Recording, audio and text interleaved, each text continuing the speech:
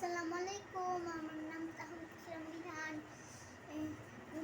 সকালে ঘুম থেকে উঠে ব্রেকফাস্ট করে ফ্রেশ হয়ে রেডি রেডি হয়ে ড্রেস পরে সোজা স্কুল থেকে ইসে মহাখালী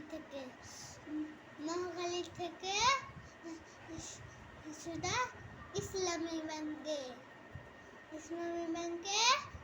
যে অনেক ম্যাডামের সাথে গল্প করলাম। ম্যাডাম স্যার অনেক কথা বললাম। তারপর ওখান থেকে সোজা তাসফি আপুদের বাসা থেকে একটা স্কুলে গেলাম। স্কুল থেকে আপুদের সাথে অনেক খেলা করলাম। তারপর সিএমএস এ গেলাম।